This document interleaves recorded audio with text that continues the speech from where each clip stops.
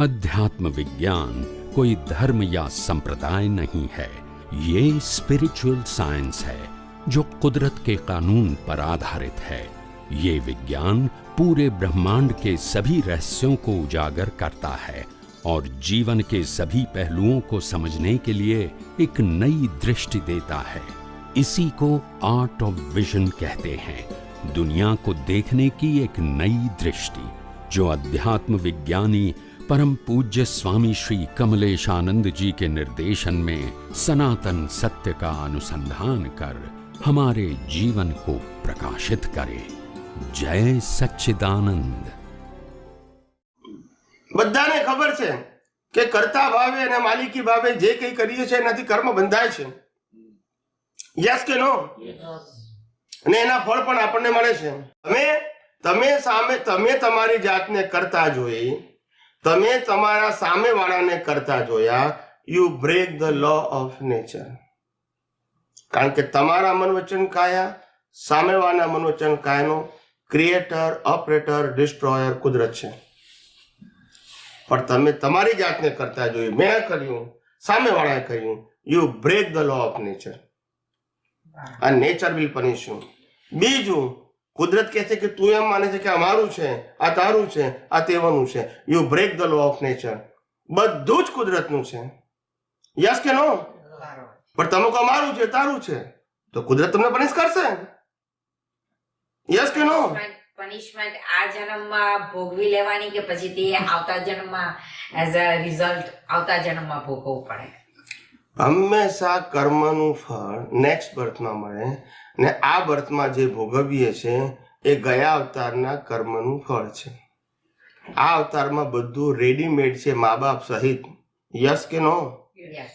એટલે આ અવતારમાં જન્મથી મોત સુધી આપણી પાસે શ્વાસ લેવાની ફ્રીડમ કુદરતે આપી નથી।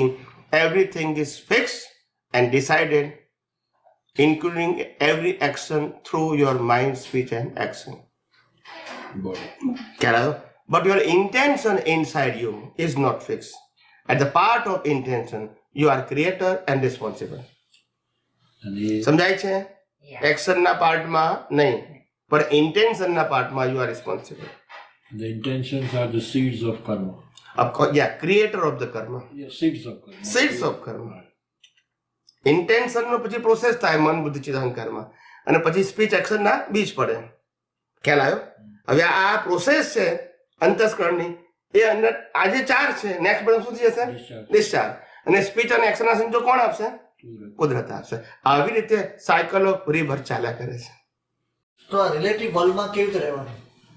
અમારો પછી રિલેશન છે, બ્રધર, સિસ્ટર, મધર, ફાધર, એ વર્લ્ડમાં તમે કેવી રીતે રહો? એ રિલેટિવ વર્લ્ડની અંદર તમે રહો છો કે કુદરત તમને રાખે છે? કુદરત રાખે છે। તમારો પ્રશ્ન શું છે? હવે હવે હશે જ, પછી હું જવાબ આપું છું। અમે આપી જ દીધું, પણ સામે બધા જે હોય એમની સાથે કેવી રીતે રહેવું? એ તો કે કુદરતી રચના, એ પણ બધી કુદરતી રચના। આપણી સામે તો આ છે, બીજું કોઈ છે નહીં।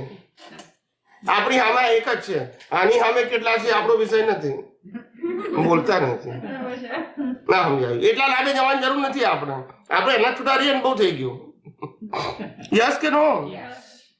આપણું કામ આનાથી જ છૂટા રહેવાનું છે, મન વચન કાયાથી। આને કોનાથી રહેવું કે ના રહેવું એ આપણો વિષય નથી, ના સમજાયું? સીધું જ્ઞાન છે ને એવું ગોળ ગોળ કરી રાખે છે કે બચારો પાર જ ના આવે એનો। કેવી રીતે છૂટા રહે? કીધું તો ખરું, કુદરતી રચના। અને હું કોણ? શુદ્ધાત્મા। કુદરતી રચના નહીં જોવો તો પણ કુદરતી રચના જ છે, પણ નથી જોતા એ અજ્ઞાન છે, એનો કુદરત દંડ આપશે, બસ। સમજાયું? પછી આ શું કરે છે એ તમારો વિષય ના હોવો જોઈએ, તમારે આનાથી જ છૂટા રહેવાનું છે। આને કોનાથી રહેવું કે ના રહેવું એ તમારો વિષય નથી, અને જેટલો તમારો વિષય માનશો એટલી ઉપાધિ છે। તો રિલેશનશિપનું શું કરવાનું? રિલેશન એટલે જ ફરજિયાત, ઓપ્શન સમજાય છે? ફરજિયાતમાં ઓપ્શન હોય ને, ઓપ્શનમાં વિચારવાનું ના હોય। એક પછી એક રોલ વીટેલા હાથે રીલ પ્રમાણે ઉકલે છે, એમાં ચોઈસ જ નથી, એ રોલ કેવા હોય ક્યાં કઈ આ જાય જેવા ઉકલે છે એના ખ્યાલ હોય ને બીટા કેવા હશે? ફાધર મધર બ્રધર એ બધા રોલ જ કહેવાય ને. તો રોલ જ છે ને, નાટકના રોલ. એમાં વચન કાયાના છે અને પોતે શુદ્ધાત્મા પદમાં રહેવાનું. Those જોવો એટલે છૂટ આપણે બીજાના નાટક એટલા માટે જોવાના હતા કે આપણું નાટક જોઈ શકીએ એટલા માટે. તારે એનું નાટક સાચું માની કાઢે આપણે રામકૃષ્ણ મહાવીર નાટક એટલા માટે જોવાનું કે અને નાટક સમજી શકીએ એટલા માટે. તારે એ જ નાટકને આપણે સાચું માની બેઠા. એ સાચું નતું મારું નાટક. એટલે એક એક રોલ પૂરા થતા જાય. રામના પૂરા થાય, રાવણના પૂરા થાય, સીતાના બધાના પૂરા થાય એટલા માટે. ખ્યાલ આવે? એમાં આપણે પણ સમજવાનું કે આપણે કોઈના દીકરા છે, કોઈના હસબન્ડ છે, કોઈના બાપ છે, કોઈના કાકા છે, મામા છે, નોકર છે, શેઠ છે. આ બધા રોલ છે પૂરા થાય. અને એ રોલ પ્રકૃતિના છે, મારા નથી. ના સમજાયું? અને એ કુદરત પૂરા કરાવે છે. કરવાના એ રોલથી મારે ફક્ત મુક્ત રહેવાનું છે. બોલતા નથી. આ દુનિયામાં કોઈને શ્વાસ લેવાની શક્તિ નથી, બોલવાની શક્તિ નથી અને સાંભળવાની શક્તિ નથી. બધા જ સંજોગો કુદરત આપે છે. બરોબર છે. સમજાય છે? એ કર્મો ખપાવા આપે છે. અને આપણે અહીંયા આગળ પ્રકૃતિ દ્વારા હિસાબ પૂરો કરવા આવ્યા છે. શું કરવા આવ્યા છે? આપણે આ પ્રકૃતિના ક્રિએટર નથી અને એને ઓનર પણ નથી અને એને ચલાવનારા નથી. બરોબર. પ્રકૃતિ કુદરતે બનાવી છે, કુદરત જ ચલાવે છે. સમજાય છે? અને એનો અંત પણ કુદરત લાવે છે. આ મશીન કુદરત મેડ છે અને એનું ટોટલ પ્રોસેસિંગ કુદરત જ કરે છે. ડોક્ટરને પૂછી જોજો કે આ બોડીનું ઇનસાઇડનું જે મેનેજમેન્ટ છે, જે 24 કલાક એક્ટિવ રહેશે બધા પાર્ટ્સ, એનું મેનેજમેન્ટ કોઈ માણસ કરી શકે? ના.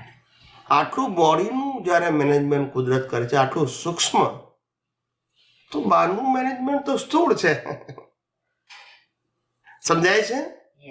પણ આપણે આ બધી વાતો સાયન્ટિફિકલી સમજતા નથી. So they create the puzzle in our mind.